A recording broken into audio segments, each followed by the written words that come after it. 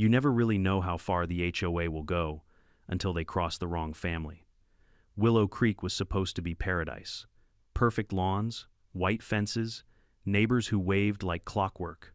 And then there was Karen Davenbrook, the self-proclaimed queen of this suburban kingdom. Red blazer, clipboard in hand, and a permanent frown that could curdle milk. My name's Ethan Cole. On paper, I'm just a quiet software engineer who keeps his lawn trimmed and pays his dues on time.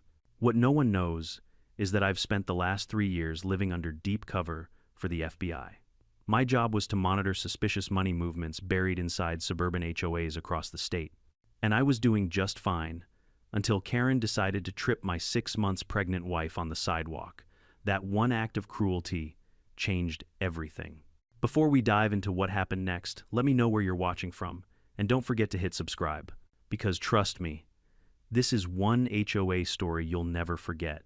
Sunlight skated off the white fences as if the neighborhood had been buffed for a real estate brochure.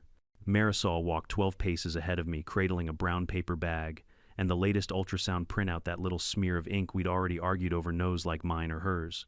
We were mid-debate about baby names when the red blazer appeared from behind a hedge like a stop sign with lipstick.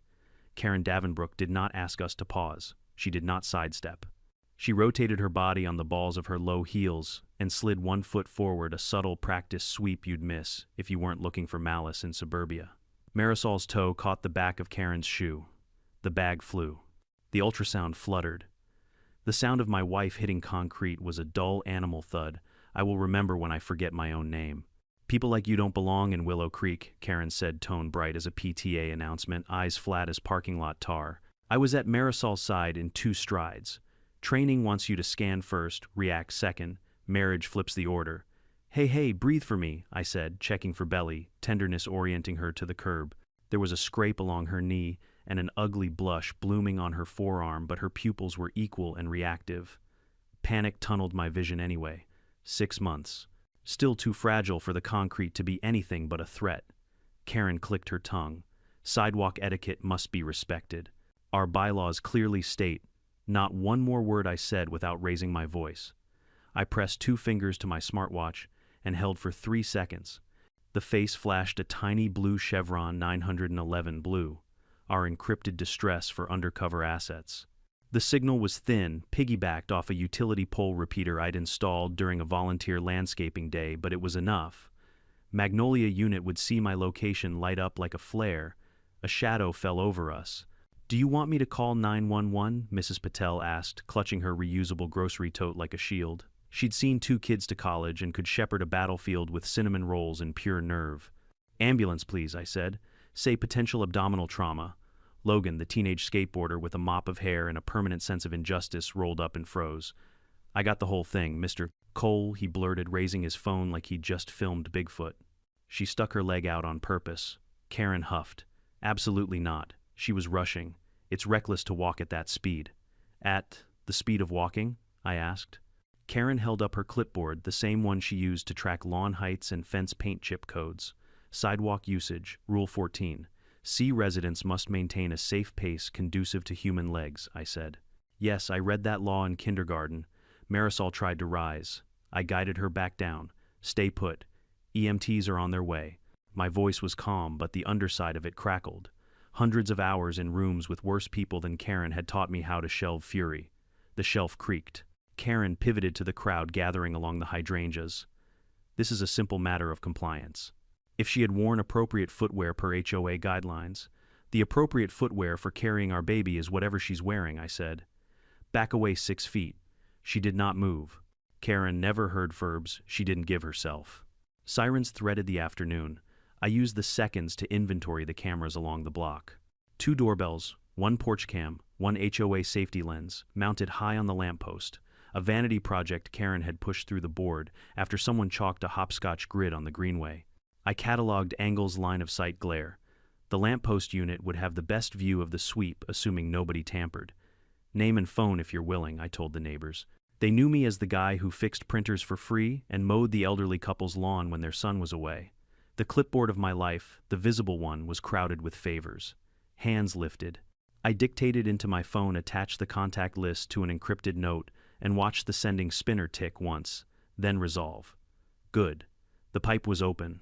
The ambulance arrived with the small chaos of competence kneel glove palpate reassure. The EMT's Doppler monitor chirped a tiny galloping heartbeat rising out of static. Marisol exhaled for the first time since the fall, tears squeezing out from relief rather than pain. I wanted to fold the sound up and store it somewhere safe. Karen aimed her clipboard at the EMT like a laser sight. Be advised, Rule 7B prohibits emergency vehicles from parking with wheels on the grass. The EMT looked at me. I shook my head, not worth it.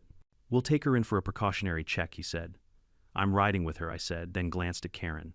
You will provide me with a copy of the lamppost footage for the last hour. Her smile was taut somewhere between triumph and contempt. HOA security videos are private property. Only the board can authorize access.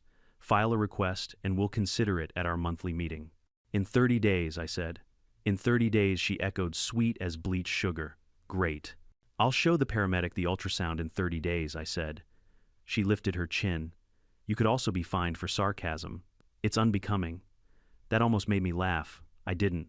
Instead, I reached for the ultrasound lying face down near the curb. The paper was smudged, the tiny profile still stubbornly ours.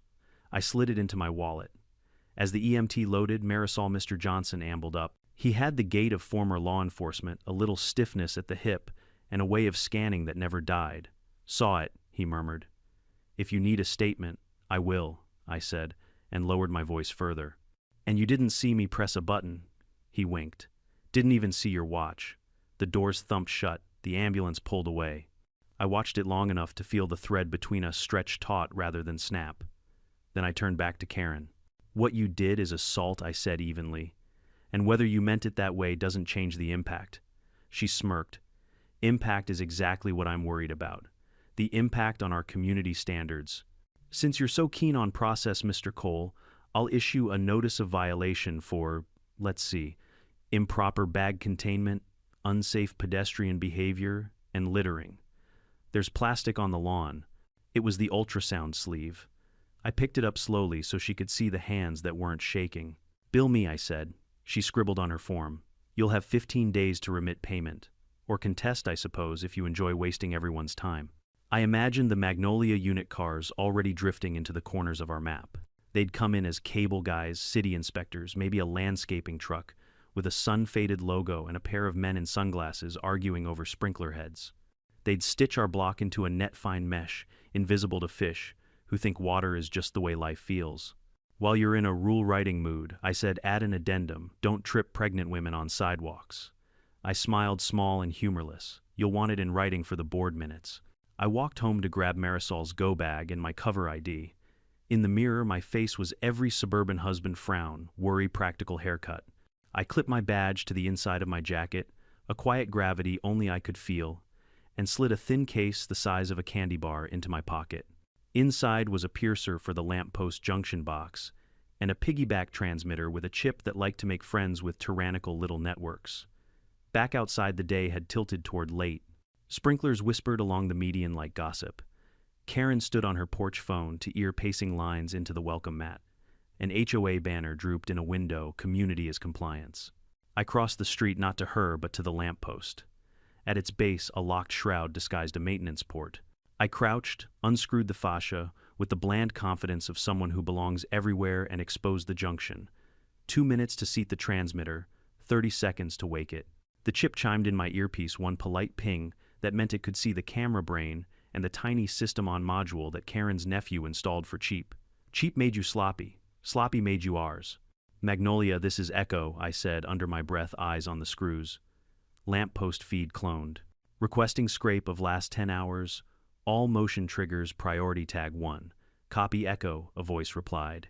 Crisp and distant. We have you. Also receiving civilian video from multiple sources. Preliminary review supports battery by contact. We're standing up a local staging cell 2 blocks east utility easement. Keep it soft, I said. She's the face. I want the trunk. Understood. The transmitter finished its handshakes. A second ping, this one deeper, telling me it had found a sibling network bleeding out of the HOA clubhouse.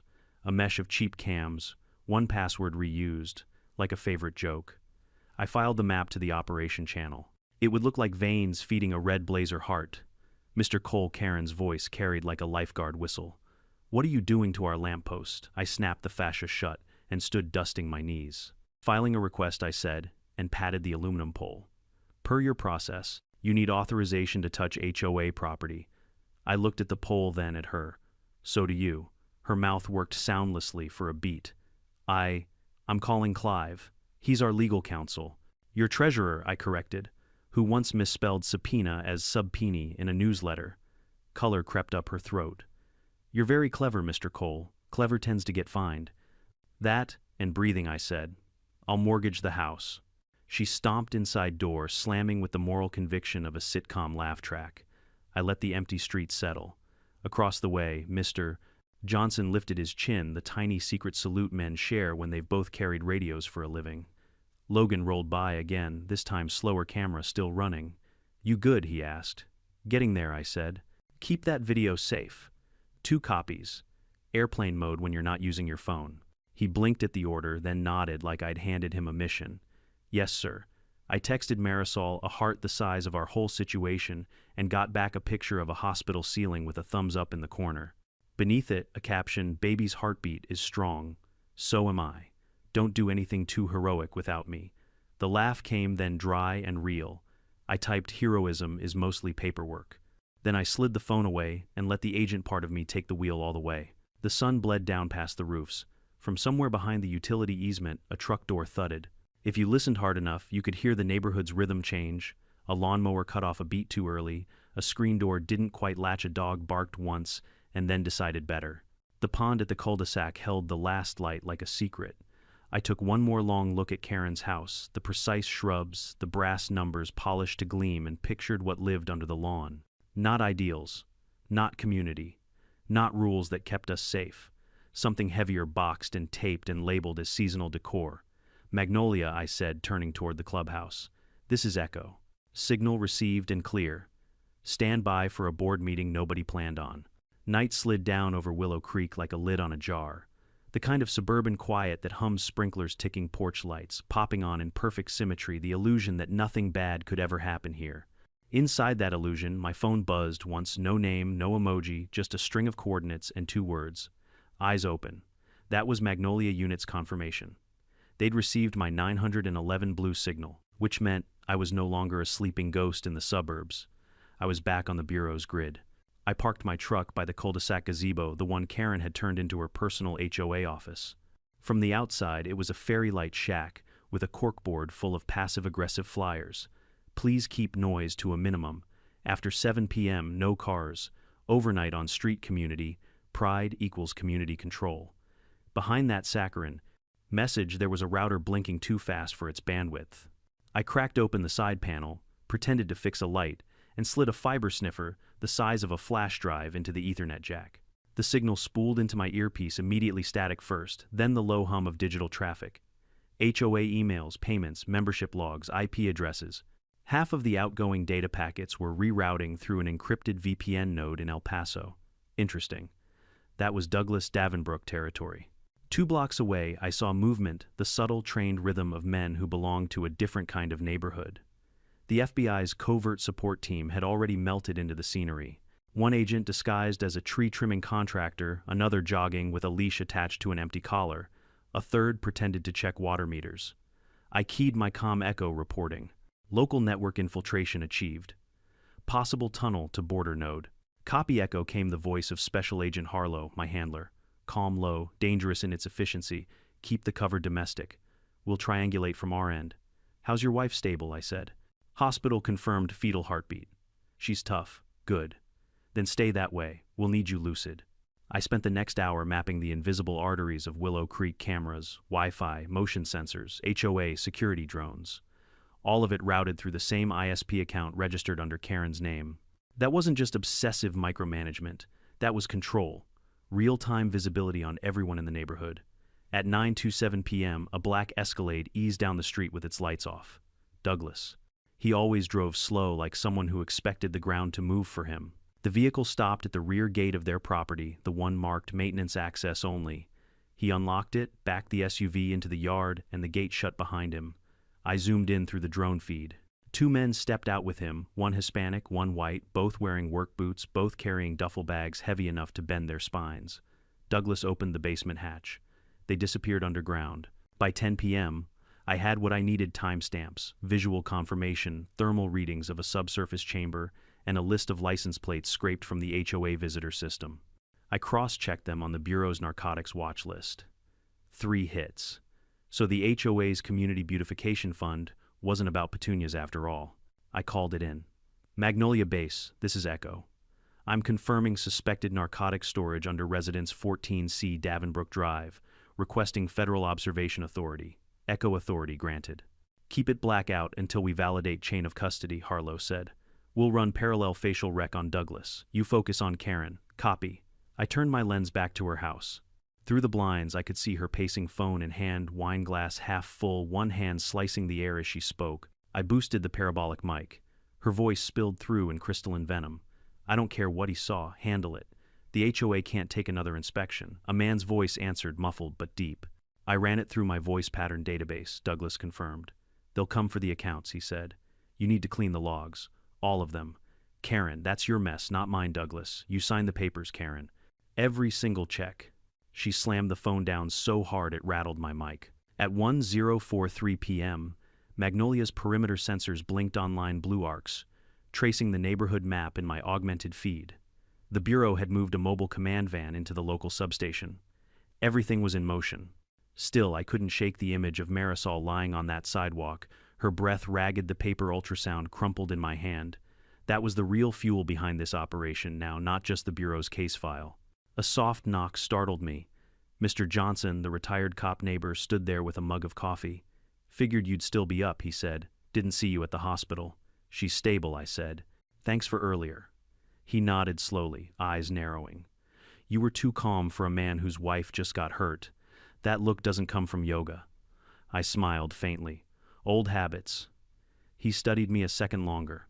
Whatever you're planning, be careful. Karen's got friends, big ones. Not just the HOA board, I know, I said. And that's exactly why I'm planning. He left the mug on my step. Call if you need backup. Ex-cop backup, not federal. Quieter that way. At midnight, the data stream from the lamppost finally cracked open.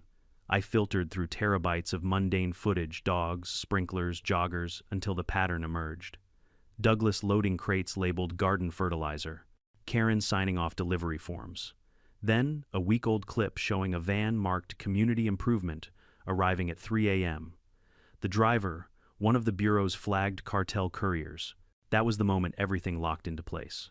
I opened the encrypted chat. Echo proof of cartel connection confirmed. Request immediate tactical prep. Magnolia base copy. Transitioning from surveillance to containment. Maintain proximity until signal redline. Redline. That was Bureau code for an active takedown within 24 hours.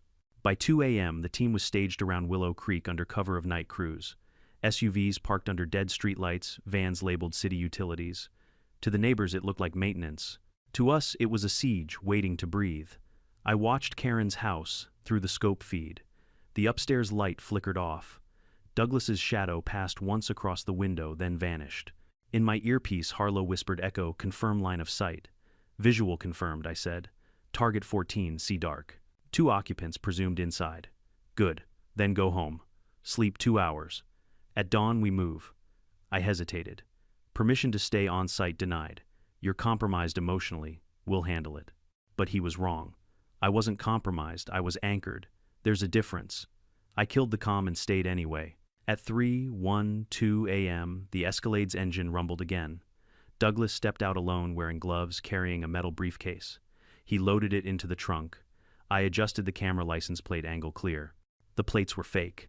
I zoomed closer and caught a faint reflection in the rear window rows of vacuum-sealed packs inside the case.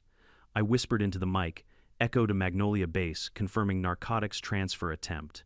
1, target mobile. Intercept in progress. Stand down, Echo, Harlow ordered. We don't have warrant time. I'm not arresting, I said. I'm following. Echo, I was already moving. I tailed Douglas 3 miles down County Road 42. No headlights, no sirens, just engine hum and the pulse of something righteous in my chest. He stopped by an abandoned storage depot, opened a side door, and rolled the briefcase inside. A black van waited there. I recognized the symbol etched on the license, a silver wolf's head. The cartel's signature. I snapped 3 photos and transmitted them. A response came back almost instantly. Echo, you just cracked the El Paso pipeline. I looked at the glowing screen wind slicing through the empty lot and thought, all this began because one woman couldn't keep her foot to herself. By the time I returned to Willow, Creek dawn was thinning the sky. The sprinklers came alive again, washing the blood from yesterday's sidewalk. Karen stood on her porch, coffee cup in hand, the picture of suburban serenity. When she saw me, she smiled small and smug. Morning, Mr. Cole. I do hope your wife learned to watch where she's going. I stared at her for a long second, then smiled back. Oh, don't worry. She's resting. You, on the other hand, might want to tidy up your yard. Karen frowned. Excuse me, I nodded toward the street. 3 city trucks were rolling in plain white engines, idling. She didn't know it yet, but every one of those vehicles carried FBI agents under fake maintenance vests. The operation had already begun. The trucks fanned out like polite sharks, orange cones, clipboards, and men in reflective vests whose boots didn't squeak like city workers. Magnolia had slipped into Willow Creek wearing the uniform of compliance. Karen's favorite. By mid-morning, flyers appeared in mailboxes. Emergency HOA meeting, 4:00 p.m., clubhouse. I didn't put them there, but I didn't need to.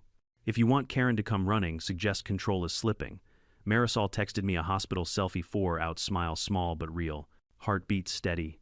I'm okay. Are you okay? I sent back a picture of the clubhouse, empty folding chairs, a crooked civility pledge poster curling off the corkboard. Working. Coming home after the meeting. Kiss the baby for me twice. She replied with a heart, then added, don't go too far. I promised I wouldn't. We both knew I probably would. I arrived early and walked the perimeter like a home inspector.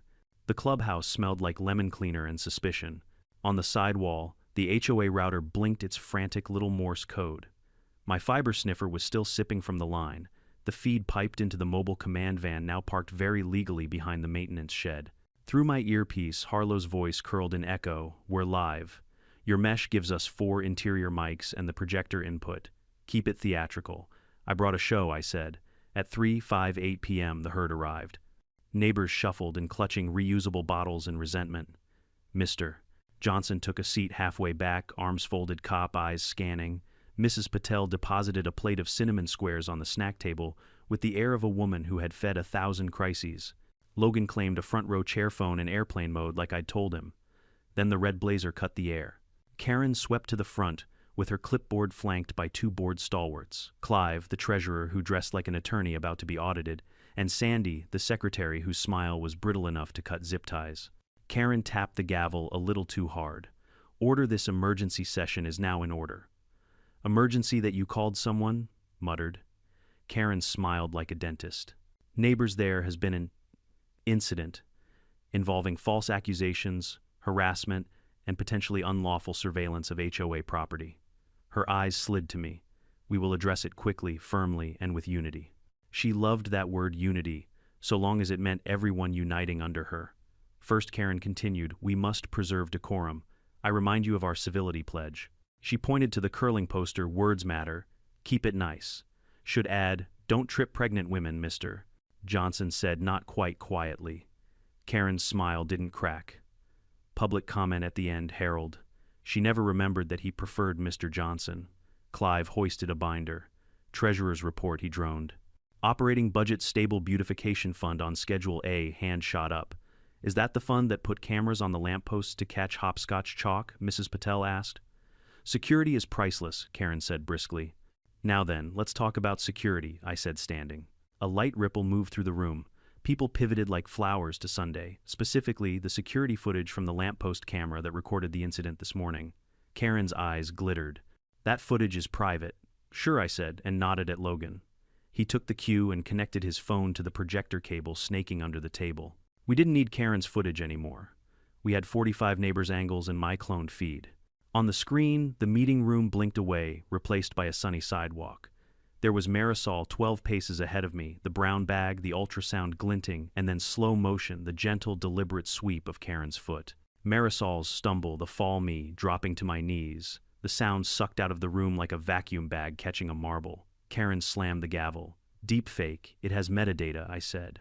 Time-stamped, geotagged checksum, intact, corroborated from 4 angles. If it's a deepfake, it's the most boringly accurate forgery in history. Clive stepped forward, red blotches climbing his neck. You can't show that without board approval. I tilted my head. Clive, did you file the HOA's 990 last year? He blinked. This is irrelevant. Because the IRS would disagree, I said. Also, the State Attorney General's Charitable Trust section. But let's table your paperwork for a minute. I clicked the next clip night footage, a black Escalade reversing toward a rear gate labeled Maintenance Assesses Only. Who has a gate like that in a residential yard? Karen steadied herself with her clipboard. That is for landscaping deliveries. Fascinating landscaping, I said, and tapped the clip forward. Thermal feed, bleeding oranges and whites, heat signatures moving in the yard, then down beneath the grass. A cluster of rectangular ghosts glowing in the earth. Logan whispered, "Dude." Someone else whispered, "Jesus." Karen's voice pitched high. "You are illegally spying on a private residence. You have no authority." "About that," I said, and let my tone go flat. "My name is Ethan Cole. On paper, I'm a software engineer. In practice, I took out a small wallet and flashed the shield for a breath's worth of seconds. I'm a special agent with the Federal Bureau of Investigation." The room exhaled all at once. Clive actually stepped back. Sandy's smile cracked for real this time, corners collapsing like wet meringue. Karen didn't move. Only her eyes did tiny calculations in quicksilver. "Sit down," she said, but it sounded wrong, like a GPS, insisting you turn onto a road that doesn't exist. "No," I said. "You will. In a few minutes." Ethan Harlow said softly in my ear, "Keep her talking." "Karen," I said aloud, "you and your husband Douglas have routed HOA funds through a VPN node tied to a warehouse near El Paso that's on 3 separate federal watch lists. We have video of cartel couriers using a van marked Community Improvement making 3 a.m. deliveries to your rear gate. We have a thermal signature of an underground storage room in your yard. Do you want to keep playing board games?" Lies, she spat. "All fabricated by Bayou? You've been trying to undermine community standards since you moved in. You let dandelions grow." Mr. Johnson laughed a bark that startled even him. "Lady, he mows my yard when my hip won't let me. His lawn edges could pass a marine inspection." Sandy leaned on the table, voice thin. "Even if what you're showing is accurate, the HOA is a separate jurisdiction. Our rules supersede city code within common areas." The room wobbled like a bad camera pan. I couldn't help it. I smiled. "Did you just tell a federal agent that your newsletter outranks the United States Code?" Scattered laughter broke the spell. The spell was all Karen ever had. She lifted the clipboard like a shield. "You don't scare me. You can't storm into people's homes without a warrant. You're bluffing to intimidate me into handing over proprietary HOA data." "Warrant package is in review," Harlow murmured in my ear. "Almost there," a second voice added. "Judge is online." I paced once slowly until I was between Karen and the door. No one's storming anywhere. "We're having a meeting." Clive's phone buzzed. He glanced down, face draining. Karen saw it and misread it as support. "Clive, tell them." He didn't. His hand trembled. Everyone saw it. "Neighbors," I said, and gestured to the screen. "Look at the ledger." A spreadsheet filled the wall line items for Beautification, Security Improvements, Community Pride. Each one split to a vendor called Davenbrook Enhancement Partners. The corporate address matched a P.O. box used by Douglas 10 years ago in a DEA file. The numbers weren't just sloppy, they were insulting. Mrs. Patel raised a hand, voice steady. "How much of our dues went into this business?" "North of 200,000, I said. Gasps floated up like birds. "And that's just what we can see without a full forensic scrub." Karen slapped the gavel again. "Irrelevant." "Irre." The clubhouse door opened. A man in a city utilities vest stepped in, nodded to the room, and bent to plug a cable into the projector cart as if he were fixing a loose connection. He wasn't. In the half-second he was near Karen, he slid a small metallic rectangle under the edge of her clipboard. A tag. He left as quickly as he came. Karen never looked down. Echo Harlow said, "Tag confirmed." "We have her device." "Copy," I breathed. Sandy fumbled for her tote bag. Karen shot her a look that said, "Not yet." My phone vibrated twice, then once warrant signed. The mobile command van's engine hummed awake outside. Through the blinds, I caught the soft movement of shadows repositioning utility workers who weren't landscapers, who weren't two joggers, who suddenly weren't sweaty anymore. Karen pointed at me with the gavel like an exorcist. "Leave this property, Mr. Cole, now, or I'll fine you for disorderly conduct. I'll ban you from the pool." Karen," I said gently, "you're under arrest." Silence. She blinked, a tiny tremor passing from the corner of her eye to the muscle along her jaw. "You don't have the..." The door opened again, this time with purpose. Blue windbreakers. FBI stepped in, badges visible. 2 more appeared at the back exit. Outside engines grew teeth. The room folded around her. "Karen Davenbrook," I said, voice formal, calm, inevitable. "You are under arrest for conspiracy to launder money, obstruction of justice, and destruction of evidence. You have the right to remain silent." She threw the gavel. It clattered uselessly against the projector cart and bounced to Logan's feet. "You can't do this," she hissed, grabbing the edge of the table, as if jurisdiction could be wrestled like a lawn chair. "This is my community." "No," I said, "it's theirs." Behind her, the screen switched, feeds Douglas on last night's thermal, the underground room, the van with the silver wolf's head, the ledger lines dancing with his name. Clive sagged into a chair. Sandy stared at the floor. The neighbors watched the story they'd lived in for years flip right side up. An agent cuffed Karen. She twisted once, twice. For a second, she tried the old magic look around the room, find the one who will rescue you, the one you still control. There wasn't one. Even the civility poster had peeled 2 more inches, the corner drooping like a tired eye. As the agents led her toward the door, she leaned toward me. "You think you're a hero?" she whispered. "Heroes don't live here. Rules do." I thought of Marisol's ultrasound, the little smudge of a nose we'd already argued over. I thought of sprinklers washing blood from a sidewalk that would be reported next month and called improved. I thought of how much ugliness prefers a white fence. "Then I guess we're changing the rules," I said. Outside, the late afternoon had sharpened into something bright and unforgiving. The mobile command van's side door slid open. Radios crackled. Somewhere at the edge of the block, a dog barked 3 times and then settled. Over my earpiece, Harlow search team, moving on the residence. Echo, hold the room, collect voluntary statements. We go hot on 14C and 5. I nodded to the agents escorting Karen. "Mind the step," I said. Old habit, or maybe just petty making courtesy, the last thing she heard inside her clubhouse. Logan bent to pick up the gavel. "Can I keep this?" he asked. "Evidence," I said, then softened. "But I'll get you something better. A new sign." I pointed at the curling poster. "Words matter. Keep them true." He grinned. "Can it say, 'No Karens'?" "Let's start with no Cardles," I said. The neighbors began to talk, careful at first, then louder, the sound of a cul-de-sac, remembering it belonged to people, not clipboards. Through the window blinds, I watched agents stride toward the Davenbrook home jackets, flaring boots sure. The net we'd laced all day drew tight. "Echo," Harlow said, and I could hear the smile that only shows up when paperwork becomes action. "On your mark." I looked once toward the hospital on the far side of town, where a woman who loved me had texted 2 hearts and a boundary I was breaking for both of them. I looked at the street, the fence, the lamppost that had watched all of this and would watch again when we were gone. "Magnolia," I said, voice low, steady, "execute." The night swallowed Willow Creek whole. Porch lights flickered one by one until only the Davenbrook mansion glowed at the center of the cul-de-sac, its warm light a lie stretched over something rotting. I stood across the street, phone pressed to my ear. Echo came Harlow's voice, calm but sharp. "You're cleared for interior recon. Warrant just expanded. You'll have tactical on standby within 20 minutes. "Copy," I murmured. "I'll open the door before they knock." The plan was simple: plant, the forensic sniffers confirm what we suspected, and keep the neighborhood asleep while we dismantled its queen. Simple never meant easy. I moved along the hedges, staying low. The house's alarm system, ironically, the same brand I'd helped the Bureau design 5 years ago, blinked harmlessly.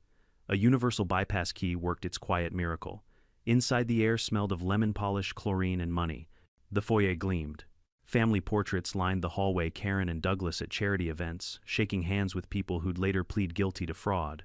Everything about this house screamed self-importance, from the marble tiles to the gold plaque that read, "Community begins with leadership." I snapped a photo and sent it to the Bureau channel. "Leadership," I typed. "Confirmed ridiculous." Through my earpiece, Harlow chuckled. "Stay focused, Cole, always." The deeper I went, the stranger it got. The living room's bookshelf was filled with HOA manuals and binders labeled Compliance Reports 2018, 2024. The television displayed a paused slideshow of HOA meeting photos, each one featuring Karen mid-speech, her fingers stabbing the air like a judge sentencing the innocent. Then I saw a faint scuff mark on the wooden floor behind the couch. I knelt. The grain of the wood didn't match. It was newer, too, even. My penknife found a tiny seam. When I pried it up, the section of floor rose like a trap door, revealing a small keypad underneath. "Magnolia Base," I whispered. "We've got a substructure." Harlow's tone flattened. "Describe." "Hidden access panel." "Keypad." "Looks new." No blueprint listing. Code sweep on it. I pulled out the handheld decryptor from my jacket, lightweight bureau-issued, built for locks exactly like this. The display pulsed once, twice, then beeped green. The panel slid open, revealing a metal staircase descending into the dark. I flicked on my flashlight. The beam caught on rows of plastic-wrapped crates stacked neatly beneath the floor, each stamped with the same logo, Davenbrook Enhancement Partners. Beautification fund my ass. Halfway down, my boot hit concrete. The basement wasn't a basement, it was a bunker. A full operation hub built under the HOA president's house. Rows of industrial shelves lined the walls, filled with sealed containers, vacuum-packed bags, and boxes of fertilizer that tested hot. The second my sensor sniffed, the air methylamphetamine precursor, top grade. Next to them, a server rack hummed a private financial database blinking with overseas routing numbers. I took out my camera and started recording everything. "Magnolia Base," I said quietly, "you're going to want a bigger truck." There was a pause, then Harlow's voice hardened. "Cole, we've just intercepted chatter. The cartel knows we're in their backyard. You've got maybe 20 minutes before they realize the HOA cover is blown. Then we're right on schedule." Upstairs, a door slammed. I froze light off, weapon drawn. Two shadows crossed above me, one male, one female. Voices. "Douglas. They're coming, Karen. My contact says the Bureau's been sniffing around for weeks. Karen, you said they'd never trace it back here. You promised Douglas. Then maybe you shouldn't have assaulted a federal agent's wife," Karen hissed. How was I supposed to know she was married to? I stepped into the light. To me. They both spun. Douglas went for his jacket. I already had my Glock leveled. "Don't," I warned. Karen's face drained of color. You set me up." "No," I said. "You set yourself up." I just pressed record. Douglas's eyes darted to the window. The low thrum of approaching engines vibrated through the floorboards. He recognized it before she did. "You brought them here," he growled. "Correction," I said. "You brought them here. I just made the introductions." He lunged not at me, but toward a metal briefcase near the kitchen counter. I fired once into the floor just to the left of his hand. The briefcase slipped from his grasp and popped open, spilling out cash bundles wrapped in HOA stationery. Karen let out a shriek, part fury, part disbelief. "You told me those were vendor payments," Douglas turned, voice low, venomous. "You wanted to be important, Karen. Congratulations, you're the face of a federal indictment." I pressed my comms. "Magnolia Base, suspects located. Confirm breach." "Copy, Echo," Harlow said, executing entry. Outside, the night broke open. The quiet suburban hum was drowned in a chorus of engines, boots, and bullhorns. Blue lights painted the windows. The walls shook under the weight of federal presence. Douglas ran for the back door. I followed close enough to see the panic slick his neck with sweat. He burst onto the patio, reaching for something hidden under a tarp. Another weapon, maybe, or another lie. I didn't give him the chance. "Drop it," I shouted. He turned, eyes wild. "You don't know what you're dealing with, Agent. Enlighten me," I said. "Half the HOA presidents in this county work for us. You can't clean this up." I stepped closer. "Then we'll burn it down." He fired first. The bullet slammed into the fence post, inches from my head. I dove behind a stone planter and returned fire, 2 clean shots. One caught his shoulder. He went down screaming. Agents swarmed in from the yard, shouting commands, cuffing him before the echo faded. Karen appeared at the door, trembling. "Douglas," she cried, "tell them it's all a mistake. Tell them it's—" He laughed, a bitter, bloody rasp. "It's your HOA, sweetheart. You sign everything." 2 agents took her by the arms. She thrashed once, twice, then stopped fighting when she saw the swarm of blue jackets pouring through her garden. For the first time, the clipboard queen had nothing to hold on to. Harlow approached through the chaos, face set, tablet in hand. "Echo, the basement's clear. We've got product, cash, and documents tying them to 3 cartel fronts. Beautiful work." "Yeah," I said, scanning the lawn where the perfect grass was now churned with footprints. "Beautiful." He caught my tone. "You did your job. I did my job months ago. Tonight I made it personal." Harlow didn't argue. "Personal or not, you stopped something ugly. Go home. We'll finish the sweep." I nodded, but I couldn't move yet. I watched as the evidence techs hauled out crate after crate, each labeled with the same HOA logo. Beautification Fund. A suburban empire of fear and greed hidden behind roses and bylaws. Karen screamed as they loaded her into the car. "You can't do this to me. I am Willow Creek." I looked at her over the hood of a squad car. "No, Karen. Willow Creek's the people you stepped on." The door slammed, silencing her. At dawn, the sun crept over the wrecked perfection of the neighborhood. Lawns still sparkled with dew, but the air was different, raw, real. Mr. Johnson stood with a cup of coffee, shaking his head. Never thought I'd see the day the HOA got raided by the feds, he muttered. You and me both, I said. He chuckled. Guess we're free now, huh?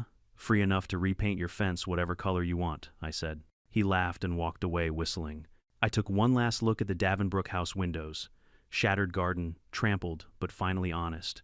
Behind me, agents packed up equipment, radios crackling with wrap-up chatter. Echo Harlow called over comms, operation complete. You're clear to stand down. I exhaled. For the first time in years, the word clear actually meant something.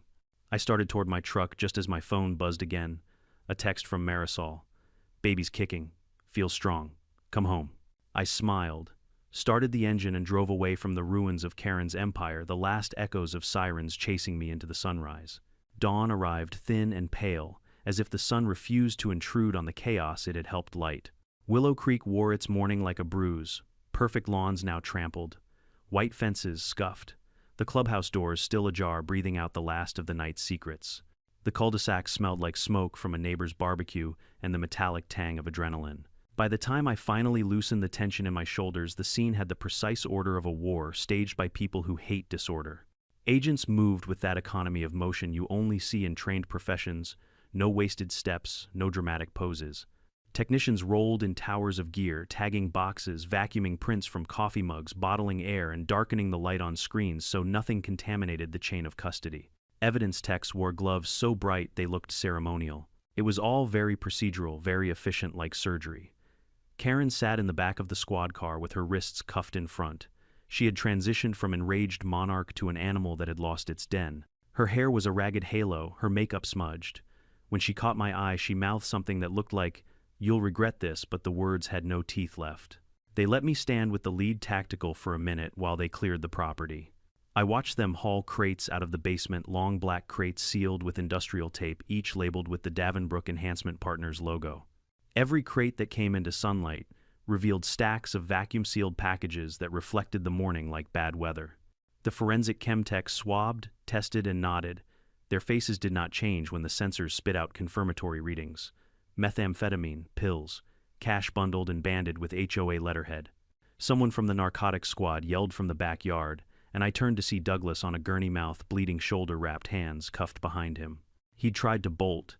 He'd gone for the briefcase. The angle he'd chosen to run had not been kind. They loaded him into an armored van and zipped its door shut like a mausoleum sealing a secret. The neighbors gathered slow and cautious, drawn by curiosity, but blocked by the thin green line of cones and crime scene tape. Mrs. Patel watched through binoculars wrapped in an oven mitt. Harold Mr. Johnson leaned on the mailbox and held his paper like a shield. People whispered names they'd not dared swap in the grocery aisle cartel, laundering indictments as if reading them aloud made them less cold. The press caravan arrived mid-morning, a ribbon of antennas and eager faces and microphones held out by men and women who called this sort of thing news. Harlow shot me a look that managed to smile without being indulgent. "Go get coffee," he mouthed, and the way he said it meant, "Get some distance and come back with a plan." But there was no going far. The morning had already become a list of tasks that needed hand statements, to collect neighbors, to interview armored trucks, to watch while they loaded property that had been used as currency. The Bureau wanted voluntary statements while everything was still fresh. That meant me, Mr. Johnson, Logan, Mrs. Patel, and a dozen others who had been at the clubhouse. I moved among them like a conductor who had learned to be gentle with percussion. People cried, people clutched at hands, people tried to fold their lives back together around a new hole where trust used to sit. At noon, they read Miranda to Karen again, this time with more formality. She tried to spin a story about being duped, Douglas doing it behind her back. The checks she signed were routine. She didn't look at numbers. She trusted him. The story had holes, though, the signatures on the ledgers, the emails with her name approving payments, the voice memos where she told a vendor to expedite the shipment because the garden committee wanted faster delivery. People who build empires out of little cruelties rarely forget to cash the checks. Douglas finally spoke while the cameras had not yet set up under a tarp of flapping police radios. He gave up the map. He had been a courier's courier, a man who played middle management of a distribution network and learned how to hide a server under a lawn. His voice was flat when he said names, warehouses, shell companies, offshore accounts, payoffs made in cash, and returned as donations. I watched his chest rise and fall like a bellows. The man had been careful. He had not been careful enough. I thought we were untouchable, he muttered through clenched teeth. You weren't, Harlow said, standing nearby. You were sloppy. You used the place you ruled. He glanced at me. And you put your wife on the step of it. Something in Douglas cracked then. He spoke like a man who had kept things tidy in his head and watched the pile tilt. He named the suppliers, the drop points, and a list of accounts where the HOA beautification fund had been laundered. Names that would later populate the affidavits and indictments that tipped the scale from rumor to law. All day, the Bureau ran the evidence through machines that sounded like whales, calling servers, crunching spreadsheets, software, comparing handwriting accounts, reconciling across time zones. My job was to shepherd the human side of the operation, keep witnesses steady, secure neighbor statements, ensure nothing leaked that could jeopardize the warrants. It was a lot of small kindnesses, stacked together, offering bottled water, finding a blanket for an elderly neighbor whose hands trembled sitting with Logan as he watched two men take the gavel he'd once begged to keep. Late in the afternoon, a deputy from the county sheriff's department cornered me with a concern that didn't surprise me. You expect any pushback? People who do this, they don't like losing product. His tone implied retaliation, burned cars, threats, anonymous notes, but his eyes asked if we knew enough to stop it. We minimized that risk, I told him. We staged the operation tight. We had intercepts on their mobile nodes. If anything comes, it will be a belly flutter, not an explosion. I lied a little. Plans are only as good as the people executing them. Still, the containment held. No trucks backed into the street with revenge in their taillights. No masked men appeared on porches. By evening, the bulk of the physical evidence had been cataloged and loaded onto armored trucks. Agents took Karen in for a federal arraignment. Douglas rode to a secure facility to be booked on charges that will follow him for a long time. The HOA's bank accounts were frozen by court order. The board's minutes, once the funniest thing in town for their petty zeal, were now documents of interest for prosecutors. The community that had prided itself on order discovered that order had been a thin veneer for complicity. At home that night, Marisol met me at the door with a smile that was more candle than sunrise. She smelled like antiseptic and hospital coffee. She had the look new parents get when terror folds itself into gratitude and leaves a very small, fierce joy behind. She hugged me without fuss, as if we were finally allowed to stop pretending everything was fine. How did it go? She asked, practical and exhausted. Done, I said. We pulled the threads. They were worse than we thought. She traced the faint bruise at the edge of her temple where Karen's shoe had made an ugly impression. I told you not to go too far. You tell me that every time I put on a shirt, I answered, and she laughed short, a sound like a safety latch releasing. We sat on the couch, the television off, and listened to the house breathe in and out. Outside, a neighbor played with a baby, the kind of ordinary noise that meant fragile things keep happening. Before sleep, I scrolled through the day's reports on my phone. There was a pile of names flagged for follow-up, a spreadsheet that would translate into wiretaps and subpoenas, and a dozen civilians who would have to testify. I sent an encrypted note to Harlow, all evidence staged. HOA dissolution petition seems likely. Community response looks salvageable. He replied with a single word, good.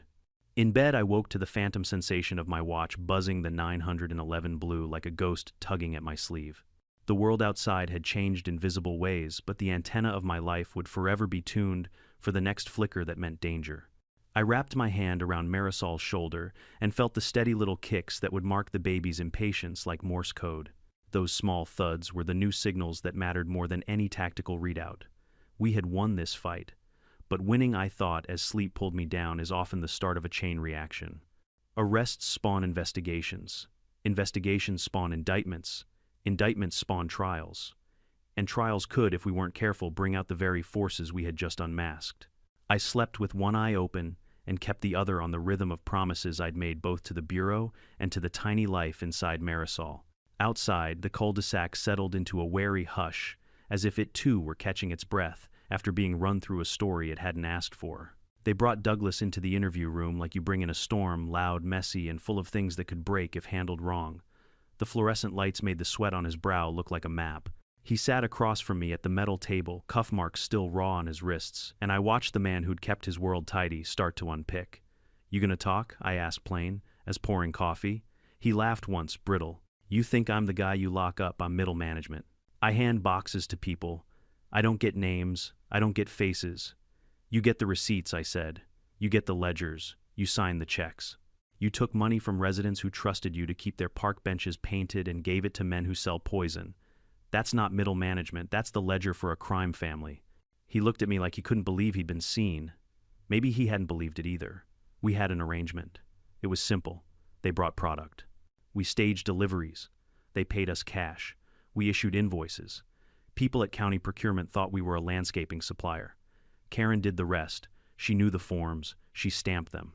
She sent the newsletters. She made the neighbors feel safe, so she knew I asked. Douglas shrugged, and for the first time he looked small. She knew enough.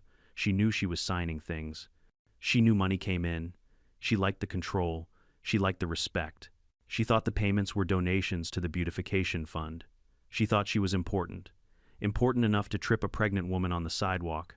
I said the question, a stone I lobbed but didn't expect to skip. He looked down and his mouth moved like he was tasting words. She wanted fear. Fear keeps people obedient. You step out of line, you get a violation, you get a fine, you get ostracized. It's the slow work of discipline. She never asked for blood, Ethan. She asked for order. You signed documents that hid cash inflows meant to pay cartel suppliers, I said. You wired money to shell companies and made invoices look like landscaping. You routed funds through HOA accounts. That's not ignorance. That's a ledger that pretends to be civic service. He breathed out. The breath seemed to carry more than air. We thought the front was clean. The HOA was perfect for it, people who won't ask questions because they think order is safety. We used that to launder kilos. It was routine. Until you. Until me, I asked. Until your wife got tripped, he said, and the words landed like a knock you can't pretend you didn't hear. That put a face onto the neighborhood. Suddenly it wasn't abstract, a number, a count, an invoice. It was a human. It triggered someone higher up to move the timeline. They wanted clean, probable cause. They wanted a moment that made a judge look then sign. They wanted a pretext. Your wife gave it to them whether you liked it or not. There's a particular kind of anger that lives in rooms where confessions happen. It's not hot. It's sharp. I felt it not for Douglas alone, but for the slow economy of cruelty Karen had crafted. For the way small rules had become a factory line for bigger crimes. Why use an HOA? I asked softer now. Why hide under bylaws and newsletters? Douglas's voice was small. Because no one thinks the quiet people are doing the loud things. They see rules, not red flags. We found comfort in boring paperwork and polite meetings. Nobody expects violence from someone who chairs a potluck. That's how we hid. He named names over the next hour in a way that narrowed the map of what we'd uncovered. 3 shell companies, a courier network, an offshore account she and he'd used to move cash into escrow, and 2 county officials who'd turned a blind eye to timely donations. He rattled off addresses, dates, times. He told us about the van with the silver wolf that made runs to an El Paso depot, about the PO. Boxes used to receive vendor invoices, about the metal crates that smelled like fertilizer, but tested positive for chemicals no backyard needs. When he told us how Karen had first been approached, how a man with a polite handshake and a leathery smile had talked about community improvement and funding gaps, the story stopped being about greed and started being about ordinary vanity. Weaponized.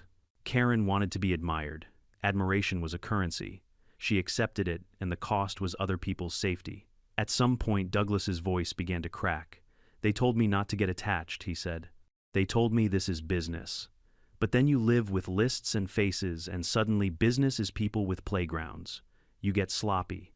We recorded every syllable. Every confession is a hinge on which cases swing. His admission, cooperative, bitter, and full of the sort of remorse born of being caught, began to unspool the network. Agents nodded, took notes, and fed leads into databases that would over the next months make subpoenas rain like legal cold. When the interview ended, they offered him a deal: cooperation for reduced sentencing, full disclosure for federal leniency. He signed shaking because without his cooperation, his life would be a parade of charges that would leave no mattress unturned. He agreed to lead us to the remaining nodes, contacts in border cities, and laundering accounts overseas. What he gave us was a map we could follow, the kind of thing prosecutors like to see pinned on a corkboard with red thread. Outside, the neighborhood was changing in ways you could see. The news vans had multiplied. People craned necks from behind curtains. There were placards popped up on lawns, some demanding justice, others saying nothing but the name of a local council candidate. Willow Creek discovered it had an appetite for gossip as primal as hunger. I walked the cul-de-sac after the interview past the Davenbrook house, now ringed with yellow tape and notices. The quiet people looked like different creatures in daylight, exhausted, stunned, or oddly relieved. Mrs. Patel waved me over and handed me a thermos. For the long nights, she said. Her eyes were red. You brought a storm into our street, Mr. Cole. No, I said. We pulled the curtain down. She nodded, understanding the distinction. Same difference to me. The press called it a scandal that afternoon, and headlines do what headlines do, flatten nuance into something the size of a meme. But the important things kept running: the court filings, the freezing of accounts, the appointment of a court receiver for the HOA's funds, and the slow bureaucratic machinery that will convert evidence into indictments. Legal wheels grind slow but heavy. I like that. They also grind true. That evening, in a small room reserved for victims to make statements, Marisol sat with a lawyer and wrote a statement that read like a simple ledger: 1 assault, 1 fall, 1 ultrasound. She signed it with the same meticulousness she used to balance our checkbook. Her hand trembled not from fear but from being the one who had been the fulcrum of so many lives. When she finished, she looked at me and said, "We did the right thing." We did, I thought. We had pulled a monster out from under a lawn and into the light. We had turned an HOA's rulebook into a public record, forced a system of small violences into accountability. But confessions are a beginning, not a finish. There were other men and women named in Douglas's words who would need to sleep without fear of collateral revenge. There would be trials and threats could follow. There would be families tied to the cartel who would feel the ripple and strike back. That night, as I sat on our couch with Marisol's head on my shoulder, the baby kicked strong and insistent like a fist. I pressed my palm to her belly and felt the answer. It was a small, stubborn life pushing out at the world, ignorant of politics and perfect in its demand to be safe. "Next steps," I said quietly into the dim room. She looked up, tired but fierce. "You rest. Let them do their paperwork. Then we build a life where our kid can skate on the sidewalk without being tripped." I smiled because that was the dream, and sometimes dreams start with a single law passed, a single bulletin board cleared. The confession would stand up in court, Douglas would deliver more names, indictments would follow, and the people of Willow Creek would find new ways to be neighbors.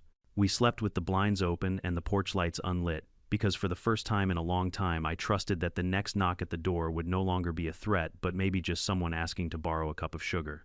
A year can rearrange a neighborhood in ways you don't notice day to day, until one afternoon you drive down the street and realize the flags are different, the lawns are less manicured, and people actually stop to talk to one another without glancing at their timetables. Willow Creek felt like that kind of change, slow, stubborn, the work of many small hands instead of one clipboard. The Davenbrook estate sat like a bruise on the cul-de-sac, cleaned out and condemned a notice tacked to the front gate that made the brass mailbox look ridiculous. The federal seizure sticker was bright and official. The brass gleamed with a dullness that said someone had already auctioned the best of the silverware. Karen and Douglas were wrapped in court schedules and booked hotel rooms and custody blocks you only get to think about on television. Their names would appear in indictments and pleas, in pieces that would be argued in rooms with wood paneling and gavel teeth. But justice, as we all know, is not a single moment. It's a series of ledger entries, legal filings, and a patient accounting of every lie. It's follow-up teams making sure every shell company is traced and every offshore transfer clawed back.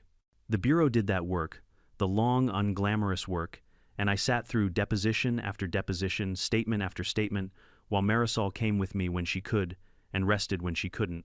We watched the legal machinery inch the neighborhood into something accountable. What surprised me most wasn't the prosecutions, it was how the community reacted afterward. People who'd been bowing to Karen's bylaws started painting fences ridiculous colors, because suddenly it felt optional. Mr. Johnson had his mailbox painted a duck-egg blue that offended exactly no one and delighted a dozen. A group of teenagers turned the now unmonitored greenway into a Saturday afternoon parkour course, spray paint artistry included. These were small acts of reclamation, a shovel in the ground, a paint roller across a post laughter in the cul-de-sac. It wasn't anarchic, it was people being allowed to be human again. The HOA itself dissolved under court order. A temporary receivership handled the funds, returning what could be returned, auditing what could be audited, and partitioning the remainder into forensic accounts until the courts decided. The newsletters that used to demand compliance became a volunteer list for neighborhood watches and plant swaps.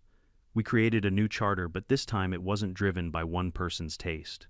It was written with input from the folks who lived there: tradespeople, retirees, teenage parents, people who just wanted to be left alone. Transparency clauses were mandatory. Financial oversight was no longer a rumor. It was a policy with teeth. On the morning the new board hung a sign by the community garden: Willow Creek Community First. I went out and planted a magnolia where Marisol had fallen that day. It was a small tree, sapling stubborn, but it's the sort of thing that grows into something reliable. I dug with my hands, the soil breaking around me like the rest of the story had, and put the tree into the hole. Marisol stood beside me, her hand in mine, and our son Logan, because we liked that the name belonged to the kid with the skateboard, who'd filmed the incident, ran circles around us, a blur of knees and a grin that brightened the whole block. Neighbors drifted over with shovels and cider, and Mr. Johnson delivered a long, serious Today speech that included the words accountability, forgiveness, and boundaries. He said we were a neighborhood that would no longer let rules hide cruelty, and everyone clapped like it was a town meeting in an old movie. Karen's face was not on any sign. It didn't need to be. We were choosing the story we wanted to tell about ourselves. I kept my FBI credentials in the drawer where they had been when this all began.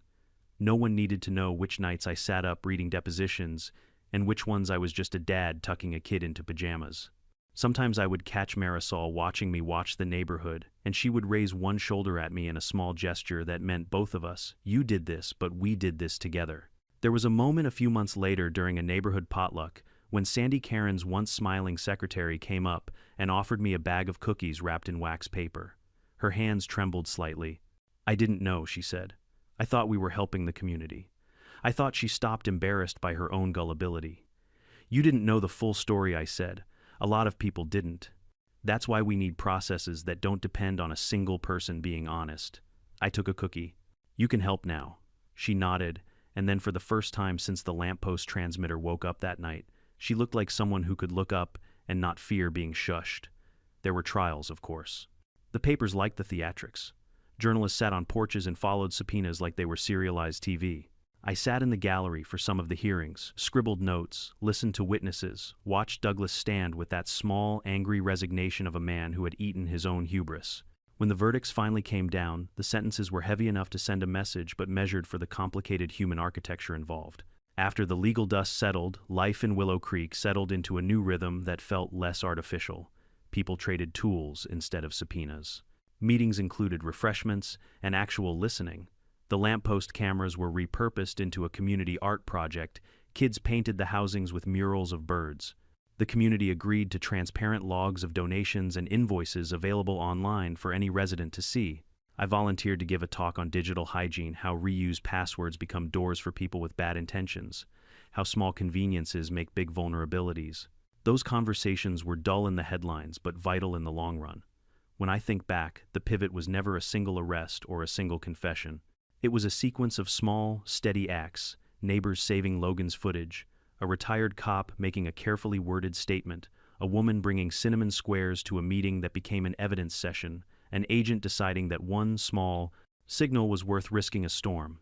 It was community being stronger than fear. It was people choosing one another. I still wear the watch on occasion that can signal Magnolia when things get dark, but mostly it collects dust.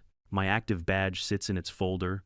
My desk has a different nameplate now. Ethan Cole, father, neighbor, sometimes an agent. I like the balance.